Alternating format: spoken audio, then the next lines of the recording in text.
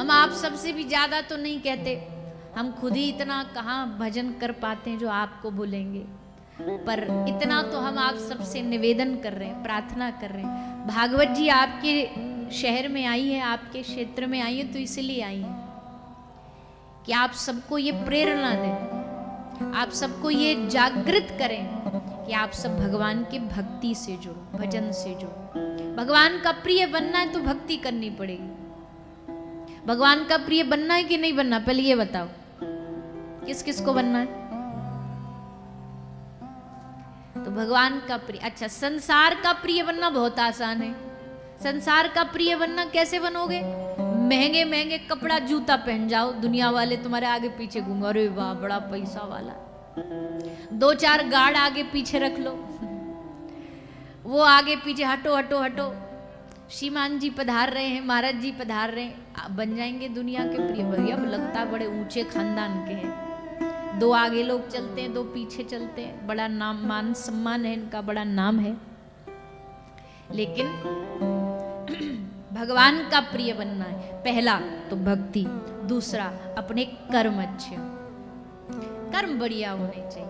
कर्म अच्छे होंगे तो भरी सभा में भी ठाकुर जी की दृष्टि उसी पर जाएगी भैया जिसकी क्रियाएं अच्छी होंगी, जिसके कर्म अच्छे हों। 2 चीज रखो, एक तो कर्म अच्छा रखो, क्योंकि अच्छे का अच्छा, बुरे का बुरा। देखो एक चीज हमेशा ध्यान रखना है, 2 चीज कभी संभव नहीं हो सकती जीवन में। क्या? जिसने कभी अच्छा ही अच्छा किया हो उसके साथ बुरा नहीं हो सकता। आप कहोगे नहीं जी हमने तो ऐसा कई बार देखा है, बोले बड़े सज्जन आदमी हैं, बड़े साधु आदमी हैं, पर देखो भगवान ने इनके जीवन में कितना कष्ट दे रखा है। पर इसका ये मतलब नहीं है कि इन्होंने जीवन में कभी बुरा ना किया हो, शायद इस जन्म में ना किया हो, पर किसी जन्म में तो किया होगा, किसी जन्म में तो इनने किया है जिसका भुगतान इनको आज प्राप्त हो रहा है। और दूसरा, पहला तो ये संभव नहीं है कभी भी कि जिसने कभी अच्छा किया उसके साथ बुरा हो, और दूसरा ये भी भरोसा रखना कि ये भी संभव नहीं है कि जिसने कभी जीवन में बुरा किया हो उसके साथ अच्छा होगा, ये भी संभव नहीं। आपकी अच्छे और बुरे की डेफिनेशन अलग अलग हो सकती है। इस संसार में सबकी व्याख्याएं अपनी अपनी होती हैं। अच्छे की व्याख्या अपनी, बुरे की व्याख्या सबकी अपनी, सुख की सबकी अपनी अपनी व्याख्या है, दुख की सबकी अपनी अपनी व्याख्या। संसार में एक चीज किसी के लिए दुख है तो वही दूसरे के लिए सुख है। कैसे? फसल के लिए बारिश की जरूरत हो, आवश्यकता हो, और बारिश नहीं हो रही हो तो जो किसान है वो हाथ जोड़ेगा, भगवान बारिश हो जाए, भगवान वर्षा हो जाए, प्रभु कृपा कर दो। और जैसे बारिश हुई वो उसके लिए सुख बन जाएगा। पर वहीं एक दूसरी तरफ उसका पड़ोसी जिसके जो कुम्हार रहता है, उसने नए नए अभी बर्तन बना के धूप में सुखाए ही थे, बारिश हो गई, और बारिश हो गई तो उसके लिए वो बारिश क्या है? उसके लिए दुख है। संसार में सुख दुख की परिभाषाएं परिस्थिति अनुसार बदल जाती हैं। सबके लिए सुख दुख की व्याख्या अलग अलग है। हम कभी कभी उदाहरण देते, बोले एक बार 2 गांव के मित्र थे, गांव के दोस्त थे, गांव में रहते थे। धीरे धीरे उनमें से एक जो दोस्त है वो शहर चला गया पैसा कमाने, व्यवसाय करने, शहर में जाके रहने लगा। और शहर में जाके उसने खूब पैसा कमाया, खूब बढ़िया घर बना लिया, नौकर चाकर व्यवस्थाएं सब जमा ली। एक बार गांव वाले व्यक्ति को बार बार वो कहता था, भैया कभी हमारे शहर आना, हमारे घर आना। बोला ठीक है भैया हम आएंगे। तो एक दिन उसने निश्चय किया कि चलो आज दोस्त से मिलने शहर चलते हैं। तो गांव वाला दोस्त शहर वाले से मिलने शहर आया।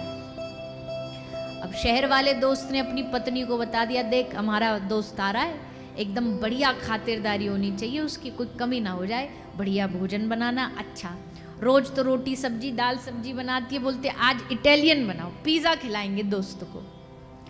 अब भैया आया गांव वाला दोस्त।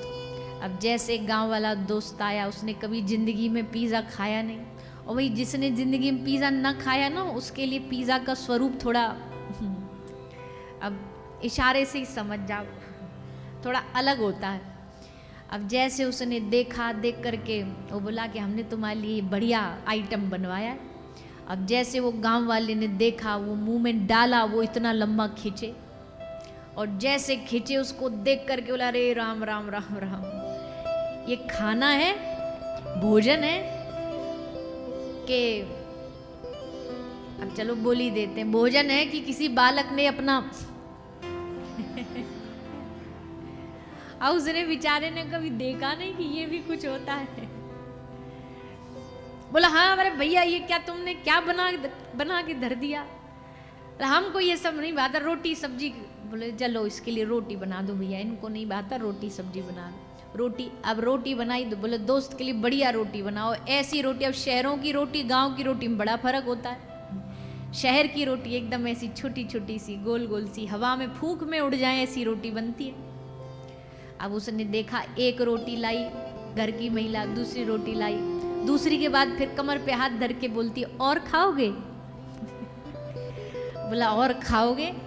अभी तो हमारा सिस्टम चालू ही नहीं हुआ, एक टूक की रोटी तुम्हारी और अब भी तुम पूछ रही हो और खाओगे?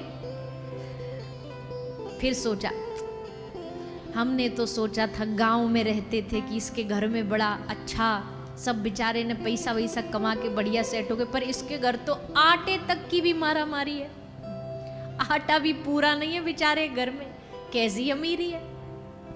थोड़ी देर बाद दोस्त बोला चलो भैया अब सोने का समय हो गया, चलो कमरा में सुला देते। सुलाया, कैसे सुलाया? अब वो तो महंगे महंगे मोटे मोटे गद्दे, अब वहाँ को तो तखत पे सोने की आदत, वहाँ में जैसे लेटा सो घुस गया भीतर। अरे राम राम राम राम, इसके घर तो सोने की व्यवस्था भी ठीक नहीं है। दोस्त को गर्मी ना लगे सो बढ़िया ठंडक एकदम माइनस टेम्परेचर पे चला के एसी छोड़ दिया, अब रात भर ठिठुरे बैठा बैठा।